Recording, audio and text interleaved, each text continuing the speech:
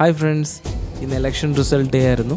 നമ്മുടെ കേരളത്തിൽ കോൺഗ്രസ് ജയിച്ചു, അതുപോലെ തമിഴ്നാട്ടിൽ നമ്മുടെ അണ്ണൻ വിജയുടെ പാർട്ടി ജയിച്ചു. Congrats to both of them. ഇന്ന് നമുക്ക് ഒറ്റ എൻട്രിയാണ് കിട്ടിയത്, അത് ട്രെയിലിംഗ് അടിച്ചു. So today's insight is patience. ഒരു ഫേമസ് കോട്ട് ഉണ്ട്, അതായത് big profits comes from sitting, not from chasing. Market എപ്പോഴും നമ്മുടെ ഡയറക്ഷനിൽ ഭയങ്കര ട്രെൻഡിങ് ആയിട്ട് ഇരിക്കണമെന്നില്ല. സോ നമ്മൾ ഒരിക്കലും മാർക്കറ്റിനെ ചേസ് ചെയ്യാതിരിക്കുക, നമ്മൾ പ്രോപ്പർ സെറ്റപ്പിന് വെയിറ്റ് ചെയ്യണം. സോ ഒരു ന്യൂബി ട്രേഡർ ചെയ്യുന്ന മിസ്റ്റേക്ക് ഇവിടെയാണ്. അതായത് അവർക്കൊരു സെറ്റപ്പ് ഉണ്ടാകും, പക്ഷെ അതിന് ഒരു 2-3 ഡേയ്സ് അവർ ഫോളോ ചെയ്യും. അതിനുശേഷം മറ്റൊരു സെറ്റപ്പിലേക്ക് അവർ മാറും. അവർ പറയും അത് വർക്കൗട്ട് ആവുന്നില്ല. പക്ഷെ ആക്ച്വലി അങ്ങനെയല്ല.